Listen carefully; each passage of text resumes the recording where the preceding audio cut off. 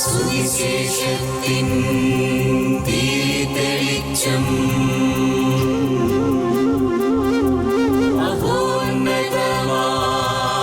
ആത്മാർപ്പണം. വചനം സത്യം ജീവദായകം. വചനം സത്യം ജീവദായകം. വചനം സത്യം ജീവദായകം.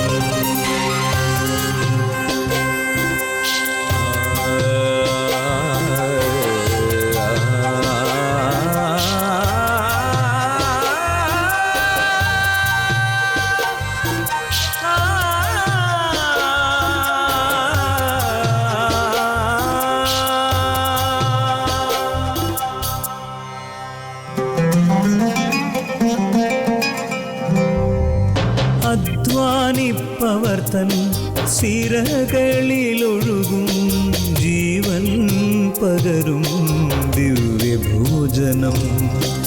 അധ്വാനിപ്പവർത്തൻ സിരകളിലൊഴുകും ജീവൻ പകരും ദിവ്യഭോജനം.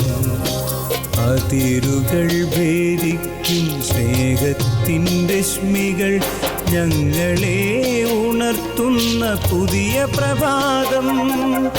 അതിരുകൾ ഭേദിക്കും സ്നേഹത്തിൻ രശ്മികൾ ഞങ്ങളെ ഉണർത്തുന്ന പുതിയ പ്രഭാതം.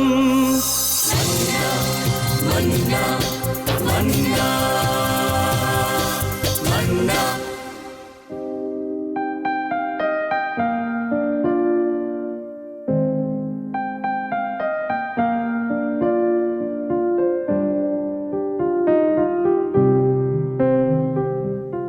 ശാലോം പ്രേക്ഷകർക്കും മന്നയിലെ ഈ എപ്പിസോഡിലേക്ക് വീണ്ടും സ്വാഗതം.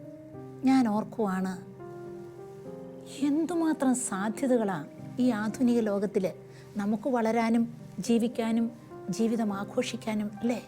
നമ്മുടെ ഇന്നത്തെ കാലഘട്ടത്തിൽ നോക്കിക്കഴിഞ്ഞാൽ, പ്രത്യേകിച്ച് നമ്മുടെ ചുറ്റുപാടുകളിലെല്ലാം നോക്കിക്കഴിഞ്ഞാൽ, ഇപ്പോൾ ഞാൻ ഓഫീസിൽ ജോലി ചെയ്യുമ്പോൾ തന്നെ കാലങ്ങൾ പോകും തോറും, കാലങ്ങളെന്ന് പറഞ്ഞു കഴിഞ്ഞാൽ ചിലപ്പോൾ ദിവസങ്ങൾ പോകും തോറും, മാസങ്ങൾ പോകും തോറും പുതിയ പുതിയ ടെക്നോളജികൾ വന്നുകൊണ്ടിരിക്കുക. ഇപ്പം ഓഫീസിൽ നോക്കിക്കഴിഞ്ഞാൽ തന്നെ എല്ലാ മാസവും സോഫ്റ്റ്വെയർ അപ്ഡേറ്റ്സാണ്. എന്തിനാണ്? പുതിയ പുതിയ ടെക്നോളജികൾ വരുന്നു. ഒരു മൊബൈൽ ഇറങ്ങി 2 മാസത്തിനുള്ളിൽ അത് ഔട്ട്ഡേറ്റഡ് ആണ്, പുതിയ മൊബൈൽ വന്നു കഴിഞ്ഞു. പുതിയ ടെക്നോളജി, ഇങ്ങനെ ഒരു ടെക്നോളജിയുടെ കാലഘട്ടത്തിൽ, ഒരു സ്പീഡിൻ്റെ കാലഘട്ടത്തിലാണ് നമ്മളിപ്പോൾ ജീവിക്കുന്നത്. എന്ന് പറഞ്ഞാൽ എത്ര സ്പീഡ് വേണേലും നമുക്കും വളരാവുന്ന അർത്ഥം അല്ലേ? എക്സാക്ട്ലി. അതിനുള്ള പോസിബിലിറ്റീസ് ഉണ്ട് നമ്മുടെ ചുറ്റുപാടും. അപ്പോൾ നമ്മളിന്ന് നോക്കിക്കഴിയുമ്പോൾ, ഇപ്പോൾ ഒരു മാതാപിതാവ് എന്ന നിലയിൽ ഇന്ന് ഞാൻ നേരിടുന്ന വലിയൊരു ചലഞ്ചാണ് എൻ്റെ മക്കളെ ഈ സ്പീഡിനനുസരിച്ച്, ലോകം ഓടുന്ന സ്പീഡിനനുസരിച്ച് ഗ്രൂം ചെയ്യാനുള്ള ഒരു വലിയ ചലഞ്ച് ഇന്ന് എല്ലാ മാതാപിതാക്കൾക്കും ഈ ലോകത്തിലുണ്ട്. അപ്പോൾ എല്ലാ മാതാപിതാക്കളുടെ ഫോക്കസ് ഇന്ന് പലപ്പോഴും ഇതാണ്. രാവും വൈകിട്ടും രാത്രിയും എല്ലാം വീട്ടിൽ വന്നു കഴിഞ്ഞാൽ ഭാര്യയും ഭർത്താവും നമ്മൾ ചിന്തിക്കുന്നതും ഡിസ്കസ് ചെയ്യുന്നതും എല്ലാം മക്കളെ എങ്ങനെ കോമ്പറ്റീറ്റീവ് ആക്കാം എന്നുള്ള രീതിയിലുള്ള ഒരു ചിന്തയിലുള്ള, അതായത് ഭൗതികമായ തലത്തിൽ ഒരു പ്ലഷർ മേഖലകളിൽ എങ്ങനെ അവരെ കോമ്പറ്റീറ്റീവ് ആക്കി എടുക്കാം എന്നുള്ളതാണ് ഇന്ന് മിക്കവാറും 99% മാതാപിതാക്കളുടെ ഒരു ചിന്ത, ഒരു ഡിസ്കഷൻ വീട്ടിൽ. ഇപ്പം നമ്മൾ നോക്കിക്കഴിഞ്ഞാൽ എല്ലാ മേഖലകളിലും ഇത് കാണാം. ഇത് മക്കൾ എടുത്തു കഴിഞ്ഞാലും ഇപ്പോഴത്തെ തലമുറകൾ എടുത്തു കഴിഞ്ഞാലും എല്ലാവരും സോഷ്യൽ മീഡിയകളിൽ വളരെ ആക്റ്റീവാണ്. രാത്രികളിൽ ഉറങ്ങാതിരുന്ന സോഷ്യൽ മീഡിയകളിൽ ആക്റ്റീവായിട്ടിരിക്കുന്ന വ്യക്തികളെ നമുക്കിന്ന് ചുറ്റുപാടും കാണാൻ സാധിക്കും. എന്ന് പറഞ്ഞാൽ ആൻസൺ, നമ്മുടെ എല്ലാ കഴിവുകളും വളർത്താൻ പറ്റുന്ന സാഹചര്യം ഇന്നുണ്ടെന്നല്ലേ പറയുന്നത്? തീർച്ചയായും എല്ലാ കഴിവുകളും അതിൻ്റെ പരമോന്നത അവസ്ഥയിൽ. ഞാൻ ആലോചിക്കുകയായിരുന്നു, പണ്ട് നമ്മൾ ക്ലാസ്സിലെല്ലാം ഒരു ടീച്ചർ ഒരു വാക്ക് പറഞ്ഞു കഴിഞ്ഞാൽ നമുക്കറിയില്ലെങ്കിൽ നമ്മൾ ചെന്ന് നേരെ ടീച്ചറിനോട് ചോദിക്കുന്നത് എന്താണ്. ടീച്ചർ ചിലപ്പോൾ അതിന് ആൻസർ തരും, ചിലപ്പോൾ പറയും ഞാൻ പിന്നെ റെഫർ ചെയ്തിട്ട് പറയാം. പക്ഷേ ഇന്ന് അങ്ങനെയല്ല. ഇന്ന് ഗൂഗിളിൽ പോയി കഴിഞ്ഞാൽ ആ വാക്ക് അടിച്ചു കഴിഞ്ഞാൽ വിത്തിൻ സെക്കൻഡ്സ് നമുക്ക് ലോട്ട് ഓഫ് ഇൻഫർമേഷൻസ് അവൈലബിൾ ആണ്. അപ്പം അങ്ങനെ ഒരു കാലഘട്ടത്തിലാണ് നമ്മളിന്ന് ജീവിക്കുന്നത്. പ്രത്യേകിച്ച് ഒരു വീട്ടമ്മ എന്ന നിലയിൽ ഞാൻ പറയുവാണെങ്കിൽ ഇന്ന് പണ്ടൊക്കെ എന്ന് വെച്ചാൽ നമ്മൾ ഒരു തേങ്ങ അരയ്ക്കണമെങ്കിൽ ആട്ടുകല്ല് വേണം, അരകല്ല് വേണം. ഇന്ന് അതിന് പകരം ഒരു മിക്സിയായി, ഗ്രൈൻഡറായി. അതുപോലെ പണ്ട് നമ്മൾക്ക് അടുപ്പ് കത്തിക്കണം, വിറക് വെക്കണം. ഇന്നത് വേണ്ട, ഒരു സ്വിച്ച് ഒന്ന് തിരിച്ചാൽ മതി, അപ്പോൾ തന്നെ ഫ്ലെയിം വരികയാണ്. അങ്ങനെ തൂക്കണ്ട, വാക്യൂം ക്ലീനർ വരികയാണ്. പല രീതിയിലും എങ്ങനെയൊക്കെ നമ്മുടെ ജോലികൾ എളുപ്പമാക്കാമോ അതെല്ലാം ഇന്ന് നമുക്ക് സുലഭമായിട്ട് ലഭിച്ചുകൊണ്ടിരിക്കുക. ജീവിതം ഇങ്ങനെ സുഖകരമാക്കാനുള്ള മേഖലകൾ ഇങ്ങനെ പിന്നെയും പിന്നെയും വളർന്നുകൊണ്ടേയിരിക്കുന്നു അല്ലേ?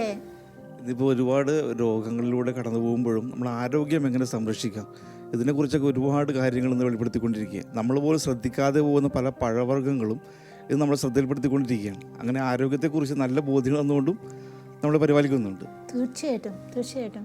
നമ്മളിന്ന് നമ്മുടെ കുട്ടികൾക്ക്, കുഞ്ഞു മക്കൾക്ക്, അവർക്ക് നമ്മുടെയൊക്കെ ചെറുപ്പത്തിൽ കിട്ടുന്നതിലുപരി എന്തെല്ലാം കൊടുക്കാൻ പറ്റുമോ അറിവ്, അത് ഏതറ്റം വരെ പോയി കൊടുക്കാവോ അതിനുള്ള എല്ലാ സാഹചര്യങ്ങളും ഇന്ന് അവൈലബിൾ ആണ്. അതുപോലെ പഠിച്ചു കഴിഞ്ഞാലോ ജോലി സാധ്യതകളോ അല്ലേ, മനസ്സുണർന്നിരുന്നാൽ എത്തിപ്പിടിക്കാവുന്ന മേഖലകൾ ഒരുപാട് മുന്നിൽ നിൽക്കുക. ഞാൻ ആലോചിക്കുക, എന്നിട്ടും ഇത്രയൊക്കെ സാഹചര്യങ്ങൾ നമ്മുടെ കണക്കിൽപ്പെടാത്തതുപോലെ നിലനിൽക്കുമ്പോഴും എന്തേ പലരും അത് എത്തിപ്പിടിക്കാതെ?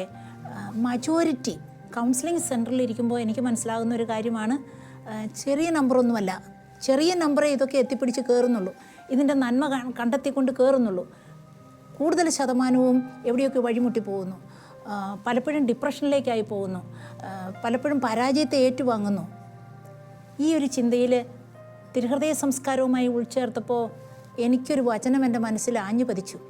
സീസറിന് ഉള്ളത് സീസറിനും ദൈവത്തിനുള്ളത് ദൈവത്തിനും കൊടുക്കുക. ഈശോ കൃത്യമായി പറഞ്ഞു. ഇതിനെക്കുറിച്ച് നിങ്ങൾക്ക് എന്തെങ്കിലും പറയാനുണ്ടോ? ഇന്ന് എനിക്ക് തോന്നുന്നത് ഈ സീസറിനുള്ള സീസറിനും ദൈവത്തിനുള്ള ദൈവത്തിനും എന്ന് പറയുമ്പോൾ ഇന്നത് തിരിഞ്ഞ പോയിക്കൊണ്ടിരിക്കുന്നത്.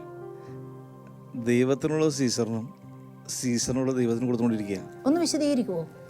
കാരണം എന്ന് വെച്ചാൽ പലപ്പോഴും ഇന്ന് ദൈവികതയിലൂടെയാണ് ഞാൻ പോകുന്നതെങ്കിലും എൻ്റെ ജീവിതത്തിൽ അല്ലെങ്കിൽ എൻ്റെ കുടുംബത്തിൽ നടക്കുന്ന പല ആഘോഷങ്ങളും ദൈവത്തെ വീട്ടിൽ നിന്ന് അല്ലെങ്കിൽ ഈശ്വര സാന്നിധ്യം വീട്ടിൽ നിന്ന് ഇറക്കി വിടുന്നത് പോലുള്ള പല ആഘോഷങ്ങൾ നടക്കുക. ഇപ്പോൾ ഒരു ഉദാഹരണം പറഞ്ഞാൽ ആദ്യ കുർബാന സ്വീകരണത്തിനൊക്കെ കുഞ്ഞ് ആദ്യ കുർബാന സ്വീകരിച്ച് ഈശോയുമായിട്ട് കടന്നു വരുമ്പോൾ ഇവിടെ ഈശോയ്ക്ക് ഇഷ്ടമില്ലാത്ത പലതും ആ കുടുംബത്തിലുണ്ടാവും. കടന്നു വരുന്നത് അല്ലെങ്കിൽ ഈ ആഘോഷത്തിൻ്റെ പ്രാധാന്യം എന്ത് അതുപോലും തിരിച്ചറിയാൻ പറ്റാതെ പോകുന്നു. റൂബൻ ചേട്ടൻ പറഞ്ഞതിനോട് ഞാൻ ചേർക്കുകയാണ്. അതായത് മാമോദീസ ഇന്ന് ഈ ആദ്യ കുർബാന സ്വീകരണം പോലെ തന്നെ മാമോദീസ ഇന്ന് ഒത്തിരി ആഘോഷമായിട്ട് നാട്ടിൽ നിന്നല്ല ലോകത്തിൻ്റെ എല്ലാ ഭാഗങ്ങളിലും ഇന്ന് നടത്തപ്പെടുന്നുണ്ട്. നമ്മൾ ശരിക്കും എൻ്റെ ഒരു സുഹൃത്തിൻ്റെ ജീവിതത്തിൽ നടന്നൊരു കാര്യമാണ്. മാമോദീസ നടക്കുകയാണ് ഇളയ കുഞ്ഞിൻ്റെ. അപ്പോൾ എല്ലാവരും വീട്ടിൽ ഭയങ്കര ആഘോഷം കാര്യങ്ങളൊക്കെ. അപ്പോൾ മൂത്ത മകൻ ഈ ആഘോഷങ്ങളെല്ലാം കണ്ടിട്ട് വന്നിട്ട് അമ്മയോട് ചോദിക്കുന്നൊരു ചോദ്യമുണ്ട്. അപ്പോൾ എല്ലാവരും ബന്ധുക്കളെല്ലാവരും ഉണ്ട്. ആ സമയത്ത് അമ്മയോട് വന്നിട്ട് അവൻ ചോദിക്കുകയാണ് ഉറക്കെ, ഈ മാമോദീസ എന്ന് പറഞ്ഞു കഴിഞ്ഞാൽ എന്താണ്? മാമോദീസ എന്ന് പറഞ്ഞു കഴിഞ്ഞാൽ എന്താണ്? ഇത്ര വലിയ ആഘോഷങ്ങളൊക്കെ നടക്കുന്നത്, ഇത്രയും ആളുകളൊക്കെ വന്നിരിക്കുന്നത്, ഇതെന്താണെന്ന് ചോദിച്ചു കഴിഞ്ഞപ്പോൾ ആ അമ്മ ഒരു നിമിഷം പതറിപ്പോയി. കാരണം she could not answer that. അതിനൊരു വ്യക്തമായ മറുപടി കൊടുക്കാൻ സാധിച്ചില്ല. അന്ന് ഇവർ രണ്ടുപേരും ഭാര്യയും ഭർത്താവും പിന്നീട് എന്നോട് പറയുകയാണ്, ഞങ്ങൾക്കതിനൊരു ഉത്തരം കൊടുക്കാൻ സാധിച്ചില്ല. അന്ന് രാത്രി ഞങ്ങളിരുന്ന് ചിന്തിച്ചു, എന്തുകൊണ്ടാണ് ആ ഒരു പരാജയം, അത് ശരിക്കും അവരുടെ ജീവിതത്തിൽ ഒരു പരാജയമായിട്ടുള്ള തിരിച്ചറിവ് അവർക്കുണ്ടായി.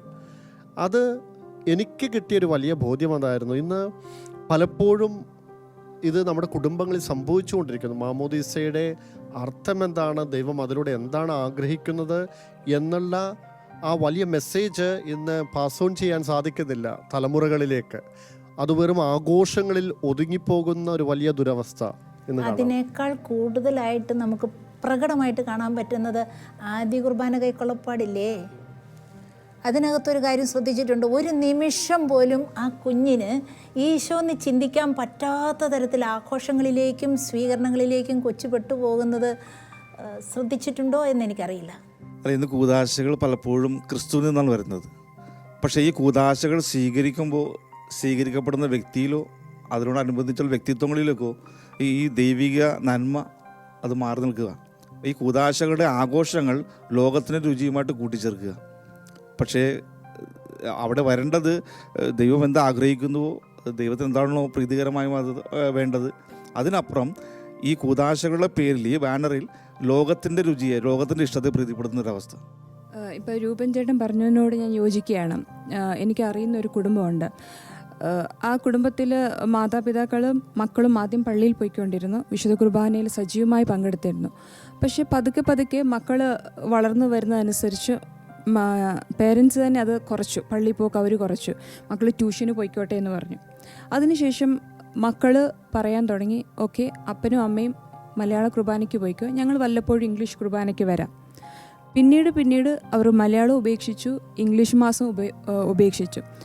പിന്നീട് പള്ളി വാന്ന് പറയുമ്പോൾ അത് ബോറിങ്ങാണ്, ഞങ്ങൾ വരുന്നില്ല. ആ രീതിയിലേക്ക് അത് പതിച്ചുകൊണ്ടിരിക്കുകയാണത്. അത് ആഘോഷങ്ങൾക്ക് കൂടുതൽ പ്രാധാന്യം കൊടുക്കുന്നത് കൊണ്ടാണോ സിസ്റ്ററെ? ഞാനിതെല്ലാം കേൾക്കുമ്പോഴേ എൻ്റെ കുട്ടിക്കാലത്തെ ഒരു അനുഭവത്തിലൂടെ പിന്നീട് പഠിച്ചെടുത്ത ഒരു മനഃശാസ്ത്ര കാര്യമാണ് ഓർമ്മ വരുന്നത്. സീസറിൻ്റേത് സീസറിനും ദൈവത്തിൻ്റേത് ദൈവത്തിനും എന്ന് നമ്മളിങ്ങനെ ഡിസ്കസ് ചെയ്യുമ്പോൾ ഞാനൊരു കാര്യം ചിന്തിച്ചു പോയി. എൻ്റെ വളരെ ചെറുപ്രായത്തിൽ ഒരു സംഭവം വീട്ടിലുണ്ടായി. ഞാൻ വളരെ കുഞ്ഞായിട്ട് വീട്ടിലിരുന്ന് കരഞ്ഞുകൊണ്ടിരിക്കുക. ഇങ്ങനെ കരഞ്ഞുകൊണ്ടിരിക്കുമ്പോൾ ജനലിൽ കൂടെ എൻ്റെ ചാച്ചൻ നോക്കുന്നത് ഞാൻ കണ്ടു. അപ്പോൾ എൻ്റെ കാർച്ച കൂടി, ഞാൻ കൈയും കാലും ഇട്ട് നിരക്കി കരയുക. ഞാൻ ശ്രദ്ധിച്ചു, എൻ്റെ അച്ചായൻ തൊട്ടടുത്തുള്ള വാതിലിലൂടെ കടന്ന് എൻ്റെ മുഖത്തേക്ക് എന്തോ ആദ്യമായി കണ്ടതുപോലെ സൂക്ഷിച്ച് നോക്കി പയ്യെ പയ്യെ സ്റ്റെപ്പ് വെച്ച് വരുക. ഞാൻ അച്ചായനെ ശ്രദ്ധിച്ചു. അച്ചായൻ വന്ന് എൻ്റെ അടുത്തിങ്ങനെ മുട്ടുമടക്കി ഇരുന്നു. എന്നിട്ട് എൻ്റെ കണ്ണിലേക്ക് നോക്കി. എന്നിട്ട് എന്നോട് പറയുക, എൻ്റെ ദൈവമേ, എൻ്റെ കൊച്ചിൻ്റെ ഈ സാധനം ഇങ്ങോട്ട് വന്നായിരുന്നെങ്കിൽ എന്ത് ചെയ്തേനെയായിരുന്നു. ഞാനും ഓർത്തു, ഈ പുരുകം എനിക്കിങ്ങോട്ട് വന്നാൽ ചാച്ചൻ്റെ കുറ്റിമീശ പോലെ തന്നെ എനിക്കും മീശ എന്നോർത്ത് ഞാനും കൈ ഇങ്ങനെ വെക്കുകയും ചാച്ചൻ ചിരിച്ചുകൊണ്ട് പുറകോട്ട് മറിഞ്ഞു. അപ്പോഴാണ് എനിക്ക് അബദ്ധം പറ്റിയത് മനസ്സിലായി. കരച്ചിൽ നിന്നുപോയി. എനിക്ക് പിന്നെ കരച്ചിൽ തുടരാൻ പറ്റത്തില്ല. അതുകൊണ്ട് ഞാൻ എഴുന്നേറ്റ് ഓടി. പിന്നെ എപ്പം കുരുത്തക്കേട് കാണിക്കുമ്പോഴും ചാച്ചൻ ഡേ എന്ന് വെക്കുമ്പോൾ ഞാൻ പിന്നെ അനങ്ങൂല. വർഷങ്ങൾ കഴിഞ്ഞപ്പോൾ മനഃശാസ്ത്രത്തിൽ മനോഹരമായൊരു തത്വം, സ്ഥാനത്തെല്ലാം അഴക് അസ്ഥാനത്തിലഴുക്ക്, സ്ഥാനത്തെല്ലാം അഴക് അസ്ഥാനത്തിലഴുക്ക്. സീസറിൻ്റേത് സീസറിനും ദൈവത്തിൻ്റേത് ദൈവത്തിനും കൊടുക്കണമെന്ന് ഈശോ പറഞ്ഞപ്പോൾ ഒരു വിശാല ലോകം ഈ നിയമത്തിലൂടെ നമുക്ക് തുറക്കുക. B rational. സൈക്കോളജി പറയും ബി റാഷണൽ. ബി റാഷണൽ എന്ന് പറയുന്ന വാക്കിന് ഒരുപാട് അർത്ഥമുണ്ട്. ഞാനിപ്പോൾ ഒരു പൊട്ട് തൊട്ടുകൊണ്ട് ഇവിടെ ഇരുന്നാൽ ഒരു തരത്തിലും ചേരില്ല. സിനി ഒരു പൊട്ട് തൊട്ടുകൊണ്ട് ഇവിടെ ഇരുന്നാൽ അത് മനോഹാരിതയാണ്. എല്ലാത്തിനും ഒരു ക്രമമുണ്ട്, എല്ലാത്തിനും ഒരു ചിട്ടയുണ്ട്, എല്ലാത്തിനും സമയമുണ്ട്, എല്ലാത്തിനും അവസരങ്ങൾ പ്രത്യേകമുണ്ട്. ഇതറിഞ്ഞുകൊണ്ട് തീരുമാനങ്ങളും തെരഞ്ഞെടുപ്പുകളും നടത്തുന്നിടത്താണ് നമ്മുടെ ജീവിത വിജയം. സത്യത്തിൽ ഈശോ നമ്മളെ അതിലേക്ക് വിളിക്കുക. തിരുഹൃദയ സംസ്കാരം എന്ന് പറയുന്നതും ഈ തീരുമാനങ്ങളും തെരഞ്ഞെടുപ്പുകളും, ഈ റാഷണാലിറ്റിയെ നോക്കി, അനുയോജ്യതയെ നോക്കി എന്ന് പറഞ്ഞാൽ ഈശോ പറഞ്ഞ സീസറിൻ്റേത് സീസറിനും ദൈവത്തിൻ്റേത് ദൈവത്തിനും നോക്കി തിരഞ്ഞെടുത്തു കഴിഞ്ഞാൽ ജീവിതം മനോഹരമാകുമെന്നുള്ളതാണ്. പലപ്പോഴും നമ്മളിതുപോലെ ഒരു തിരുഹൃദയ സംസ്കാരത്തിൻ്റെ ആ ഒരു രീതിയിൽ ചിന്തിച്ചിട്ടാണോ തീരുമാനിക്കുന്നത്, അതോ നമ്മുടെ സുഖവും ഇഷ്ടവും താല്പര്യവും നോക്കിയിട്ടാണോ? അതും പലപ്പോഴും പിന്നെ നമ്മൾ തീരുമാനങ്ങൾ എടുക്കുന്നത് പലപ്പോഴും കമ്പയർ ചെയ്തിട്ടാണ്. ഒരു കമ്പാരിസൺ, എൻ്റെ അയൽക്കാരൻ അങ്ങനെ ചെയ്തു അല്ലെങ്കിൽ എൻ്റെ ബന്ധു ഇങ്ങനെ ചെയ്തു, അതിലും എനിക്ക് മനോഹരമാക്കണം. ആ ഒരു രീതിയിലുള്ള ഒരു കമ്പാരിസൺ മനോഭാവത്തിലാണ് പല കാര്യങ്ങളും നമ്മൾ ചെയ്തു പോകുന്നത്. ശരിക്കും പറഞ്ഞാൽ സ്രഷ്ടാവായ ദൈവം എന്നൊക്കെ നമ്മൾ എടുത്തു പറയുകയും എഴുതുകയും പാടുകയൊക്കെ ചെയ്യുമെങ്കിലും എൻ്റെ പ്രവർത്തനത്തിൽ, എൻ്റെ ജീവിതത്തിൽ സ്രഷ്ടാവായ ദൈവത്തെയാണോ ഞാൻ പ്രീതിപ്പെടുത്തുന്നത്, അല്ലെ എന്നെ കാണുന്ന മക്കളിലെയാണോ പ്രീതിപ്പെടുത്തുന്നത്? ഈ ഒരു തിരിച്ചറിവില്ലാതെ പോകുന്നത് പലപ്പോഴും തെറ്റിലേക്ക് പോകുന്നുണ്ട്. വീടുകളിലാണെങ്കിലും പേരൻസ് തീരുമാനങ്ങളും തിരഞ്ഞെടുപ്പുകളും നടത്തുന്നത് മക്കൾ കണ്ടുപിടിക്കും. കാരണം നമ്മുടെയൊക്കെ ജീവിതത്തിൽ ഈ ജനറേഷണൽ പാറ്റേൺസ് വളരെ പ്രധാനപ്പെട്ടതാണ്. നമ്മുടെയൊക്കെ വീട്ടിൽ നമ്മൾ എന്ത് കാണിക്കുന്നു അത് അതുപോലെ ആ സംസ്കാരം നമ്മൾ പിന്തുടരുന്നവരാണ്. ഒന്നും വേണ്ട, നമ്മുടെയൊക്കെ വീട്ടിലൊരു അച്ഛൻ വരുമ്പോൾ, ഒരു സിസ്റ്റർ വരുമ്പോൾ നമ്മൾ കാണിക്കുന്ന ഒരു താല്പര്യവും അവരോട് കാണിക്കുന്ന താല്പര്യക്കുറവും ഒക്കെ അടുത്ത തലമുറയിൽ മക്കൾ കാണിക്കുന്നത് ഞാൻ കണ്ടിട്ടുണ്ട്. ഇത് എല്ലാ തലത്തിലും നമ്മളെ ബാധിക്കും. ഇതിപ്പോൾ സിസ്റ്റർ ഇത് പറഞ്ഞപ്പോൾ ഞാനൊരു കാര്യം ഓർക്കുകയാണ്. ഇപ്പോൾ എൻ്റെ വീട്ടിൽ എൻ്റെ മാതാപിതാക്കൾ മറ്റൊരാളുടെ കുറ്റം പറയുന്നത് ഞങ്ങൾ കേൾക്കുന്നില്ല, അത് കേൾക്കാൻ ഇടവരുത്തിയിട്ടുമില്ല. അതുപോലെ തന്നെ മോശമായ ഒരു വാക്ക് വേറെ ഒരാളെ വിളിക്കുന്നതും ഞങ്ങൾ കേൾക്കുന്നില്ല. അതുകൊണ്ട് ഞങ്ങളത് പഠിക്കുന്നില്ല. അതുപോലെ തന്നെ എൻ്റെ മക്കൾക്കും ഞാൻ എന്ത് പഠിച്ചോ അതാണ് ഞാൻ എൻ്റെ മക്കൾക്ക് പകർന്നു കൊടുക്കുന്നത്. അതുകൊണ്ട് തന്നെ അവരും ആ രീതിയിൽ തന്നെ മറ്റുള്ളവരെ കണ്ടു കഴിഞ്ഞാൽ അവരെക്കുറിച്ച് മോശമായിട്ട് പറയാനോ അല്ലെങ്കിൽ മോശവാക്ക് പറയാനോ അവരും ഇത് ശ്രമിക്കുന്നില്ല. സിനി അത് പറയുമ്പോൾ നമ്മുടെ മുന്നിലൊരു വലിയ ചലഞ്ച് നിൽക്കുന്നുണ്ട്. പണ്ടൊക്കെ നമ്മുടെ വീട്ടിലേത് മാത്രം കണ്ടായിരുന്നു നമ്മൾ പഠിക്കുന്നത്. ഇന്ന് നമ്മുടെ അകത്തളത്തിൽ നമ്മളെ ഒരുപാട് കാര്യങ്ങൾ പഠിപ്പിക്കാൻ ഒരുപാട് ആൾക്കാർ കയറുന്നുണ്ട്. അവരെ നമ്മൾ സെൻസർ ചെയ്തില്ലെങ്കിൽ നമ്മുടെ മക്കളെ പഠിപ്പിക്കുന്നത് അവരായിരിക്കും. അതുകൊണ്ട് തന്നെ മാതാപിതാക്കൾക്ക് വലിയ ചലഞ്ച് മുന്നിൽ വരുക. എന്നതാണ് നമ്മുടെ അകത്തളങ്ങളിൽ ഇരിക്കുന്ന ടിവിയും കമ്പ്യൂട്ടറും മീഡിയാസ് എല്ലാം എങ്ങനെയാണ് നമ്മുടെ മക്കളെ പഠിപ്പിക്കുന്നത്? അവരുടെ കൂട്ടുകാരാരാ? അവരെങ്ങനെയാണ് തീരുമാനങ്ങളും തിരഞ്ഞെടുപ്പുകളും നടത്തിക്കൊണ്ടിരിക്കുന്നത്? ഇത് പണ്ടത്തെ പോലെയല്ല. അംഗം മാറി ആയുധം മാറിയേ പറ്റൂ. നമ്മൾ അത്ര ജാഗരൂകരായേ പറ്റൂ.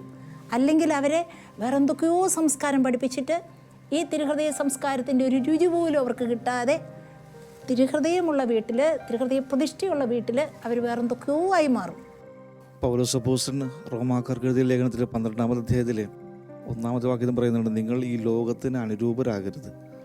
ഇന്ന് പലപ്പോഴും ഈ ലോകത്തിന് അനുരൂപരായി ജീവിക്കാൻ ഒരുപാട് സാഹചര്യങ്ങളുണ്ട്, പ്രത്യേകിച്ച് കുഞ്ഞുമക്കൾക്ക്, വിദ്യാഭ്യാസ മേഖലയിൽ, യൂത്തിന്. അവരൊക്കെ ഇന്ന് ദൈവികത പകർന്നതിന് പകരമായിട്ട് കൂടുതലും ലോകത്തിൻ്റെ രുചിയിലേക്ക് പോയിക്കൊണ്ടിരിക്കുക. ഹ്യൂമനിസ്റ്റിക് സൈക്കോളജിയിൽ മാസ്ലോ ഹൈറാർക്കി ഓഫ് നീഡ്സ് എന്ന് പറയുന്ന മനോഹരമായ തത്വം കൊണ്ടുവന്നു. അല്ലെങ്കിൽ എങ്ങനെ തീരുമാനങ്ങളെയും തിരഞ്ഞെടുപ്പുകളെയും കൊണ്ടുപോകണമെന്ന് ഹൈറാർക്കി ഓഫ് നീഡ്സ് ഇന്ന് വ്യാഖ്യാനം ചെയ്തുകൊണ്ട് അവതരിപ്പിക്കുന്നുണ്ട്. എന്ന് പറഞ്ഞാൽ ഇവിടെ ശാരീരികമായ നീഡ്സ് ഉണ്ട്. നമുക്കെല്ലാവർക്കും സന്തോഷം വേണം, സുഖം വേണം, ഉത്തേജനം വേണം, പ്രോത്സാഹനം വേണം. അതിനെയാണ് സ്റ്റിമുലേഷൻ നീഡ്സ് എന്ന് പറയുക. എന്ന് പറഞ്ഞാൽ ഉത്തേജനപരം.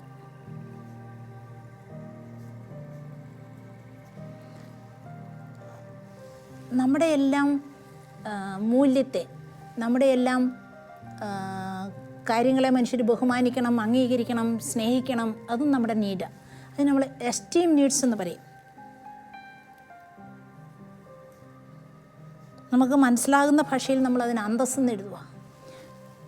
ഇനി ഒന്ന് ചിന്തിക്കാം, ഈ ഉത്തേജനപരത എന്ന് പറഞ്ഞാൽ നമ്മുടെ സന്തോഷം, നമ്മുടെ ആഘോഷം, നമ്മുടെ ഹരം, അതിനൊക്കെയുള്ള നീഡ് നമ്മൾ ഈ ശാരീരിക നീഡിനെ ആശ്രയിച്ച് ചെയ്താൽ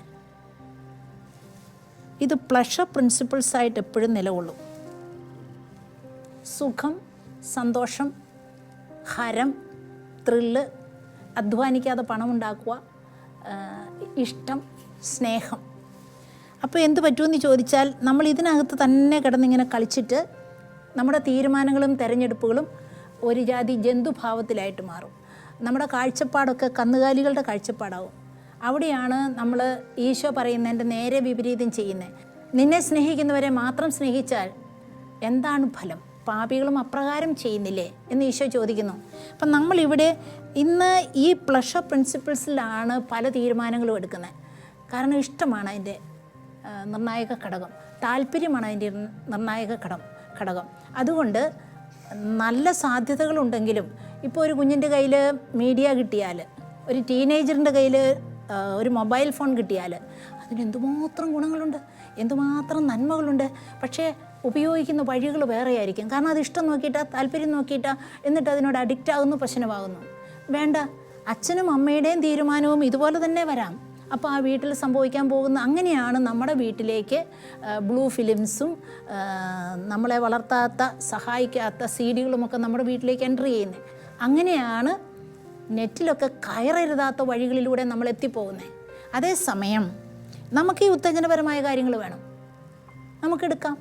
പക്ഷേ നമ്മൾ തീരുമാനിക്കുകയും തിരഞ്ഞെടുക്കുകയും ചെയ്യുമ്പോൾ അന്തസ്സിൽ നിന്നുകൊണ്ട്, എസ്റ്റീം ഭാവത്തിൽ നിന്നുകൊണ്ട് തിരഞ്ഞെടുക്കണം.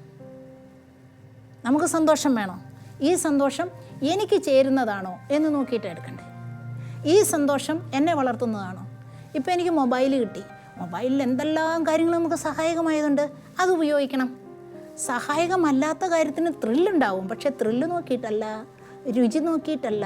ത്രില്ല് നോക്കിയിട്ടും രുചി നോക്കിയിട്ടും ആകുമ്പോൾ നമ്മൾ ഇവിടെ കിടന്ന് കളിക്കും. ത്രില്ലും രുചിയും നോക്കി നമുക്ക് എടുക്കാം, പക്ഷേ ഈ അന്തസ്സിൽ നിന്നുണ്ടാവണം. ഈ അന്തസ്സിന് ചേരുന്ന രീതിയിലാണ് നമ്മുടെ തീരുമാനങ്ങളും തിരഞ്ഞെടുപ്പുകളും വരുന്നതെങ്കിൽ നമ്മൾ സാക്ഷാത്കാരത്തിലേക്ക് വരിക, ഔന്നത്യത്തിലേക്ക് വരിക. എല്ലാ തരത്തിലും, നമ്മുടെ ജോലി കാര്യത്തിൽ, നമ്മുടെ പഠന കാര്യത്തിൽ, നമ്മുടെ കുടുംബത്തിൻ്റെ സന്തോഷത്തിൻ്റെ കാര്യത്തിൽ, ദാമ്പത്യ ജീവിതത്തിൻ്റെ വിശ്വസ്തതയുടെ കാര്യത്തിൽ ഒക്കെ ഇതിൽ നിന്ന് വഴിമാറിച്ചോട്ടാൻ നമുക്ക് ഒത്തിരി സാഹചര്യങ്ങളുണ്ടാവും. പക്ഷെ നമ്മളത് ചെയ്യുന്നില്ല. നമുക്ക് സന്തോഷം കിട്ടും, പക്ഷേ അന്തസ്സിനനുസരിച്ച് ചെയ്യണം. ഈ തീരുമാനവും തിരഞ്ഞെടുപ്പുമാണ് ഈശോ എടുത്തത്. ശരിക്കും പറഞ്ഞാൽ ഒരു സ്വാതന്ത്ര്യം ഈശോ നമുക്ക് അനുവദിച്ചിരിക്കുന്നു. തീർച്ചയായിട്ടും ഇഷ്ടമുള്ളത് തിരഞ്ഞെടുക്കാം. ഇഷ്ടമുള്ള ഇത് തിരഞ്ഞെടുപ്പ്. പ്രഭാഷകന്റെ പുസ്തകത്തിലെ 15-ാമത്തെ അധ്യായം 16-17 വാക്യങ്ങൾ ഇങ്ങനെ പറയുന്നത്: അഗ്നിയും ജലവും അവിടെ നിന്ന് നിൻ്റെ മുമ്പിൽ വച്ചിരിക്കുന്നു, ഇഷ്ടമുള്ളത് എടുക്കാം. ജീവനും മരണവും മനുഷ്യൻ്റെ മുമ്പിലുണ്ട്, ഇഷ്ടമുള്ളത് അവന് ലഭിക്കും. എന്ന് വെച്ചാൽ നിന്നെ നശിപ്പിക്കുന്നതും നിന്നെ ജീവൻ നൽകുന്നതും നിൻ്റെ മുമ്പിലുണ്ട്, നിനക്ക് ഇഷ്ടമുള്ളത് എടുക്കാം. ഈ സ്വാതന്ത്ര്യമാണ് മനുഷ്യന് ദൈവം തന്ന ഏറ്റവും വലിയ നന്മയും ഒപ്പം നമ്മുടെ വെല്ലുവിളി എന്ന് ഞാൻ പറയും. ശാപമെന്ന് ഞാൻ പറയില്ല, വെല്ലുവിളി. കാരണം നമ്മുടെ അന്തസ്സിനനുസരിച്ച് നമ്മൾ തീരുമാനവും തിരഞ്ഞെടുപ്പും നടത്തുമ്പോൾ ഉണ്ടല്ലോ, നമുക്കൊരു പ്രത്യേക ത്രില്ല. ചില നേരത്ത് നമുക്ക് വലിയ സ്വാധീനം ഉണ്ടാവും, നമുക്ക് ചേരാത്ത വഴികളിലൂടെ പോകാൻ. സോറി, ഞാനില്ല എന്ന് പറയുമ്പോൾ അനുഭവിക്കുന്ന ഒരു പ്രത്യേക ജാതി വേദന, അത് വളർച്ചയുടെ വേദനയാണ്. ഒരു പ്രത്യേക ജാതി നഷ്ടം, അതൊരു വളർച്ചയുടെ സുഖമാണ്. നമ്മൾ ജീവിക്കുന്ന ഈ കാലഘട്ടത്തിലേക്ക് നോക്കിക്കഴിഞ്ഞാൽ ഒത്തിരി, സിസ്റ്റർ പറഞ്ഞ പോലെ തന്നെ ഒത്തിരി വെല്ലുവിളി നിറഞ്ഞൊരു കാലഘട്ടത്തിലാണ് നമ്മൾ ജീവിക്കുന്നത്.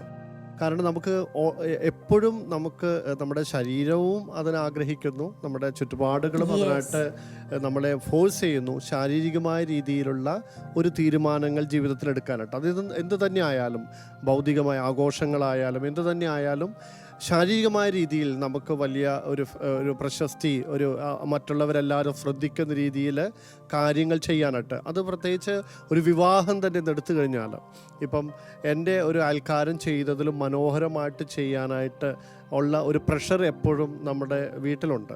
ഒരു പുതിയൊരു കാറ് വാങ്ങുമ്പോഴും മറ്റുള്ളവരെക്കാൾ മെച്ചപ്പെട്ട രീതിയിൽ ഒരു വാങ്ങാനായിട്ടുള്ള ഒരു പ്രഷർ നമുക്കുണ്ട്. നമുക്കതിനുള്ള കഴിവ് ഉണ്ടായിരിക്കെ നമ്മൾ അത് ചെയ്യാതെ നമ്മുടെ അന്തസ്സിനനുസരിച്ച് നമ്മൾ കാര്യങ്ങൾ ക്രമീകരിക്കുമ്പോൾ ഒരുപക്ഷെ ലോകം അല്ലെങ്കിൽ ചുറ്റുപാടുമുള്ളവർ നമ്മളെ പരിഹസിക്കുന്ന രീതിയിലുള്ള ഒരു ജീവിതത്തിലേക്ക് നമ്മൾ തള്ളിവിടപ്പെട്ടേക്കാം. അത് ശരിക്കും പറഞ്ഞു കഴിഞ്ഞാൽ ഒരു ചലഞ്ചാണ്. പക്ഷെ എനിക്ക് തോന്നുന്നു അത് നമ്മൾ കർത്താവിൻ്റെനോട് ചേർന്നുള്ള തിരുഹൃദയ സംസ്കാരം അനുസരിച്ചുള്ള ഒരു ജീവിതക്രമത്തിലാണെങ്കിലാണ് എനിക്ക് തോന്നുന്നു അത്തരമുള്ള ഒരു വെല്ലുവിളി നമ്മുടെ ജീവിതത്തിൽ പോസിറ്റീവായ രീതിയിൽ നമുക്ക് സ്വീകരിക്കാനായിട്ട് സാധിക്കുകയുള്ളൂ. ആൻസൺ, എനിക്ക് സന്തോഷമുണ്ട് അതിന് മറുപടി പറയാൻ. കാരണം എന്തെന്ന് ചോദിച്ചാൽ, ശരിയാണ്, വെല്ലുവിളിയാണ്. പക്ഷേ നമുക്ക് നമ്മുടെ ചില പ്രിൻസിപ്പിൾസ് ഡെവലപ്പ് ചെയ്യണം. ഈ പ്രിൻസിപ്പിൾസിൽ നിന്നുകൊണ്ടാണ് നമ്മൾ തീരുമാനവും തിരഞ്ഞെടുപ്പും നടക്കുന്നത്.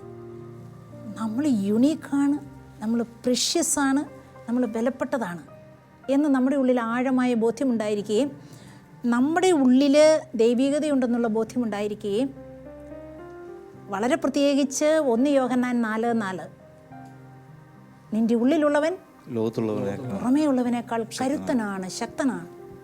അതൊരു അഭിഷേകമുള്ള വലിയൊരു സെൻറ്റൻസാണ്. നമുക്ക് ബോധ്യം വേണം, നമ്മുടെ ഉള്ളിലെ ദൈവികത അത് പ്രസരിച്ച് നിൽക്കണം. ആ അവബോധത്തിൽ നമ്മൾ വളർന്നു നിൽക്കണം. അങ്ങനെ വളർന്നു നിൽക്കുമ്പോൾ ഈ പുറമേ ഉള്ളവരുടെ കമൻസ് നമ്മളെ ബാധിക്കില്ല. അതുകൊണ്ട് തന്നെ ഈശോ ലോകത്തിൽ വന്നപ്പം ആരുടെയും അഭിപ്രായങ്ങളോ ഒന്നും നോക്കിയിട്ടല്ല, ഈശോയ്ക്ക് പ്രത്യേക ലക്ഷ്യമുണ്ടായിരുന്നു. ഈ ലക്ഷ്യം മനസ്സിൽ കണ്ടു, ഈ ലക്ഷ്യത്തിന് ചേരുന്നതൊക്കെ തിരഞ്ഞെടുത്തു, അല്ലാത്തതൊക്കെ വിട്ടുകളഞ്ഞു. ഇത് മനഃശാസ്ത്രം നമ്മളെ പഠിപ്പിക്കുക. കാരണം നമുക്കെല്ലാവർക്കും വളരെ കൃത്യമായ ലക്ഷ്യം വേണം. ഇന്ന് എത്ര സെമിനാറുകളാണ്, എത്ര രീതിയിലുള്ള സെമിനാറുകളാണ് സ്മാർട്ട് ഗോൾസ് എന്നും പറഞ്ഞ് നമ്മളെ പഠിപ്പിക്കുന്നത്. സ്പെസിഫിക് ആയിരിക്കണം, കൃത്യതയുണ്ടാവണം, വ്യക്തതയുണ്ടാവണം എന്നൊക്കെ പറഞ്ഞ് പഠിപ്പിക്കുന്നില്ലേ? അതേ ജീവിതത്തിൽ വിജയം ഉണ്ടാവുള്ളൂ. അപ്പം നമ്മളങ്ങനെ ഒരു ലക്ഷ്യം വെച്ച് കഴിയുമ്പം ആ ലക്ഷ്യത്തിലേക്ക് സഹായകമായത് തിരഞ്ഞെടുക്കുന്നു. അത് ഇവർ സഹായിക്കുമെന്ന് നോക്കിയിട്ടല്ല, ഇവർ കൂടെ നിൽക്കുമെന്ന് നോക്കിയിട്ടല്ല, ഇവർ സപ്പോർട്ട് ചെയ്യുമെന്ന് നോക്കിയിട്ടല്ല, നമ്മൾ തിരഞ്ഞെടുക്കുന്നു. അപ്പം നമ്മൾ ചിലപ്പോൾ ഒറ്റപ്പെടുന്ന പോലെ തോന്നാം, പക്ഷെ നമ്മുടെ ഉള്ളിലൊരു വലിയ സെലിബ്രേഷൻ നടക്കും.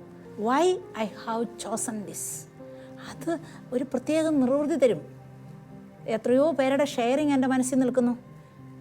അതല്ല ഇവർ പറഞ്ഞതുകൊണ്ട് ചെയ്തു, അവർ പറഞ്ഞതുകൊണ്ട് ചെയ്തു, നാളെ എനിക്ക് വലിയ വിഷമം തോന്നും, വേണ്ടായിരുന്നു, ഇതങ്ങ് ചേരാത്ത പോലെ തോന്നും. നമ്മുടെ ഉള്ളിൽ നിന്നുള്ള തീരുമാനമായിരിക്കണം നമ്മളെ നയിക്കുന്നത്. നമ്മുടെ ഉള്ളിൽ നിന്ന് വരണം. മറ്റുള്ളവർ നമ്മളെ നയിക്കുന്നത് പോലെ ആകാൻ പാടില്ല. നമ്മുടെ ഉള്ളിൽ നിന്നാണ് നമ്മൾ ഈ തീരുമാനങ്ങളും തിരഞ്ഞെടുപ്പുകളും നടത്തുന്നതെങ്കിൽ കുറച്ച് നേരത്തേക്കൊക്കെ അനുഭവപ്പെടുന്ന ഈ ഒറ്റപ്പെടലോ സാഹചര്യങ്ങളോ ഒക്കെ മാറിയിട്ട് പിന്നെ ജീവിതം ഒരു ആഘോഷമായിട്ട് മാറും. അതാണ് തിരുഹൃദയ സംസ്കാരത്തിൽ ഇത്രയേറെ നിർബന്ധപൂർവ്വം നമുക്കൊരു ലക്ഷ്യമുണ്ടാവണം. ആ ലക്ഷ്യത്തിനനുസരിച്ച് തീരുമാനമെടുക്കണം. അത് മറ്റുള്ളവരെ നോക്കി ആകരുത്. Because you are so different. അപ്പം നമ്മുടെ തീരുമാനങ്ങളും തിരഞ്ഞെടുപ്പും വ്യത്യാസമാണ്. എല്ലാവരും ഫ്രിഡ്ജ് മേടിക്കുന്നുണ്ടോ നോക്കിയിട്ടല്ല ഞാൻ ഫ്രിഡ്ജ് മേടിക്കുന്നത്. എല്ലാവരും കാറ് മാറുന്നുണ്ടോ നോക്കിയിട്ടല്ല ഞാൻ കാറ് മാറുന്നത്. എനിക്ക് മാറണോ? മാറുന്നു. പക്ഷേ അവൻ കാറ് ഫാഷൻ മാറിയോ നോക്കിയിട്ടല്ല. അങ്ങനെ നോക്കുമ്പോൾ നമ്മൾ അവരാൽ സ്വാധീനിക്കപ്പെടുക. ഉള്ളിൽ നിന്ന് തീരുമാനങ്ങൾ വരണം, തിരഞ്ഞെടുപ്പ് വരണം. അത് നമ്മുടെ ലക്ഷ്യത്തെ സ്വാധീനിച്ചുകൊണ്ടായിരിക്കണം. ഈ ഒറ്റപ്പെടൽ നമ്മുടെ തന്നെ കുടുംബത്തിൽ തന്നെ ആയിക്കൂടെ? അപ്പോൾ അതിനോട് നമ്മളെങ്ങനെ പ്രതികരിക്കും? ഇപ്പോൾ ഒരു വിവാഹം, ഓക്കെ, ഇപ്പോൾ കുടുംബനാഥൻ വളരെ ലളിതമായിട്ട് തൻ്റെ അന്തസ്സിനനുസരിച്ച് നടത്താൻ ആഗ്രഹിക്കുന്നു. പക്ഷേ കുടുംബം മറ്റംഗങ്ങളിൽ നിന്ന് ഹ്യൂജ് പ്രഷർ, ഒരു ശാരീരിക പ്രവണതയിൽ പോകാനായിട്ട്. അപ്പോൾ ആ ഒരു ഒറ്റപ്പെടൽ എങ്ങനെ അത് ഹാൻഡിൽ ചെയ്യാനായിട്ട് സാധിക്കും? ഞാൻ പറഞ്ഞില്ലേ, സ്ഥാനത്തെല്ലാം അഴക്, അസ്ഥാനത്തിൽ അഴുക്ക്. അതുകൊണ്ട് നമ്മുടെ കുടുംബം നമ്മുടെ കൂടെ നിൽക്കണം. വളരെ പ്രധാനപ്പെട്ട കാര്യമാണ്. Family is the first priority. അപ്പോൾ അതുകൊണ്ട് അവരെ അണ്ടർസ്റ്റാൻഡ് ചെയ്യിപ്പിക്കാൻ പറ്റുന്ന വിധത്തിൽ അത് ഒരുക്കിക്കൊണ്ട് വരണം. അത് ഒരുക്കിക്കൊണ്ട് വരാൻ പറ്റാത്തടത്തോളം കാലം അവർക്ക് വേണ്ടി ചിലപ്പം നമ്മളിങ്ങനെ ഇച്ചിരി വഴിമാറി നടന്നിട്ട് പയ്യെ അവരെ നമ്മളുടെ ഈ ഫിലോസഫി അല്ലെങ്കിൽ ഈ തത്വശാസ്ത്രം ഇങ്ങനെ പഠിപ്പിച്ചു കൊടുക്കണം, ഉൾക്കൊള്ളിപ്പിച്ച് കൊണ്ടുവരണം. എന്നാലും ചിലരൊക്കെ പുറത്തുനിന്ന് വ്യാഖ്യാനിച്ചെന്ന് വരും. അത് ഉൾക്കൊള്ളണം. എല്ലാവരെയും തൃപ്തിപ്പെടുത്തി പറ്റത്തില്ല നമുക്ക്. എല്ലാവരെയും തൃപ്തിപ്പെടുത്തിക്കൊണ്ട് നമ്മുടെ ഇൻഡിവിജ്വാലിറ്റി അനുസരിച്ച് നമ്മുടെ പ്രിൻസിപ്പിൾസ് അനുസരിച്ച് ജീവിക്കാൻ പറ്റത്തില്ല. കാരണം we are so unique. Sister ഇത് പറഞ്ഞപ്പോഴാണ് ഞാൻ ഓർത്തത്, എൻ്റെ ഒരു അങ്കിളിൻ്റെ മോൻ്റെ വിവാഹ സമയത്ത് ഒരു തർക്കം വന്നത് മദ്യം വിളമ്പണോ വേണ്ടോ എന്നുള്ളത്. മകനും അപ്പനും അമ്മയും ഒരു കെട്ടായിട്ട് നിന്നിട്ട് പറഞ്ഞു മദ്യം വേണ്ട എന്ന്. പുറമേ വന്നവരൊക്കെ ചോദിച്ചു, വളരെ മോശമായിട്ട് അവരോട് സംസാരിച്ചപ്പോൾ ഇവരൊരുമിച്ച് നിന്നപ്പം പുറത്തുനിന്ന് വന്ന് പറഞ്ഞവരുടെ വാക്കുകളൊന്നും ഇവർക്ക് കേൾക്കേണ്ടി വന്നില്ല. കാരണം അവരൊരു ഒരുമിച്ച് നിന്നത് കൊണ്ട്. അങ്കിൾ എപ്പോഴും പറയും, ഞാൻ ഒറ്റയ്ക്കായിരുന്നെങ്കിൽ ഞാൻ തളർന്നു പോയേനെ. തീർച്ചയായിട്ടും. അതുകൊണ്ടാണ് ഞാൻ പറഞ്ഞേ, നമുക്ക് കുടുംബത്തിൻ്റെ സപ്പോർട്ട് വളരെ ആവശ്യമാണ്. ഇത്തരം കാര്യങ്ങളൊക്കെ നമ്മുടെ കുടുംബത്തിൽ ഷെയർ ചെയ്യണം. അതെല്ലാവരുടെയും കൂടി ഭാഷയാക്കി മാറ്റണം. എന്നാലേ വിജയിക്കത്തുള്ളൂ. അങ്ങനെ നമ്മൾ ആഗ്രഹിച്ചാൽ തന്നെ അവിടെ തിരുഹൃദയം വർക്ക് ചെയ്യുന്നത് ഞാൻ കാണുന്നു. നമ്മുടെ കുഞ്ഞാഗ്രഹങ്ങൾ പോലും സാധിക്കുന്ന ഈശോയ്ക്ക് ഏറ്റവും ഇഷ്ടപ്പെട്ട ഇത്തരം കാര്യങ്ങളിലേക്ക് നമ്മൾ തിരിയുമ്പം വളരെ പ്രത്യേകമായിട്ട് ഇടപെടുന്നത് എത്രയോ കുടുംബങ്ങളുടെ അനുഭവമാണ്. ഈശോയെ നോക്കിയാൽ സ്ലീഹന്മാർ കൂറുമാറിയതോ അല്ലെങ്കിൽ മരുഭൂമിയിലെ പ്രലോഭനങ്ങളോ കുരിശുമരണമോ രക്തം വിയർപ്പോ ഒന്നും തീരുമാനത്തിൽ നിന്ന് മാറാൻ ഈശോയെ സമ്മതിച്ചില്ല, അല്ലെ ഈശോയ്ക്കായില്ല. ആ തീരുമാനം ശരിക്കും അവിടെ രക്തപുഷ്പമായിട്ട് തന്നെ വിരിയുകയായിരുന്നു ശരിക്കും ജീവിതത്തിൽ. അതിൻ്റെ പ്രധാനപ്പെട്ട കാരണം ഈശോയ്ക്ക് അത്രയേറെ ആ ലക്ഷ്യത്തിലുള്ള ഉറപ്പായിരുന്നു. അപ്പം അത് നമ്മൾ ഈ ത്രിഹൃദയ സംസ്കാരത്തെക്കുറിച്ച് ചിന്തിക്കുമ്പോൾ നമ്മളും ഒരു ലക്ഷ്യം മനസ്സിൽ കണ്ട്, നമ്മുടെ ലക്ഷ്യം നമ്മൾ ഈ ത്രിഹൃദയ ഭാഷയിൽ പറഞ്ഞാൽ ഈ ലോകം മാത്രമല്ലല്ലോ, നമുക്കൊരു മരണാനന്തര ജീവിതവും നമ്മുടെ ലക്ഷ്യമാണ്. അപ്പം നമ്മൾ തീരുമാനങ്ങളും തിരഞ്ഞെടുപ്പുകളും നടത്തുമ്പം മീഡിയ ആയാലും എന്തായാലും നമ്മൾ ഓർക്കണം, കൊതിയോടെ അവർ, വിവേകത്തോടെ നമ്മൾ. ഒന്നേ പറയാനുള്ളൂ. തിരുഹൃദയ സംസ്കാരത്തിൻ്റെ ഭാഷയിൽ പറയുമ്പോൾ ഒന്നേ പറയാനുള്ളൂ. തീരുമാനങ്ങളും തിരഞ്ഞെടുപ്പുകളും നടത്തേണ്ട സാഹചര്യത്തിൽ സീസറിനുള്ളത് സീസറിനും ദൈവത്തിനുള്ളത് ദൈവത്തിനും. അത്ര മാത്രമേ പറയാനുള്ളൂ. കുരിശ് രക്ഷയുടെ അടയാളമാണ്. സ്നേഹത്തിൻ്റെയും പങ്കുവെക്കലിൻ്റെയും മഹത്തായ അനുഭവം. ആ വലിയ രക്ഷയുടെ സാന്നിധ്യം നമ്മുടെ ജീവിതത്തെ സമ്പൂർണ്ണമാക്കട്ടെ. ഏവർക്കും ക്രിസ്തു സ്നേഹവും സമാധാനവും നേരുന്നു. പ്രാർത്ഥനയും നമുക്ക് പരസ്പരം ഓർമ്മിക്കാം. നിങ്ങളുടെ അഭിപ്രായങ്ങളും നിർദ്ദേശങ്ങളും ഞങ്ങളെ അറിയിക്കാൻ മറക്കരുത്. eldroyvision.uae@gmail.com. ഞങ്ങളെ ഉണർത്തുന്ന പുതിയ പ്രഭാതം, അതിരുകൾ ഭേദിക്കും സ്നേഹത്തിൻ്റെ രശ്മികൾ. ഞങ്ങളെ ഉണർത്തുന്ന പുതിയ പ്രഭാതം. മന്ന മന്ന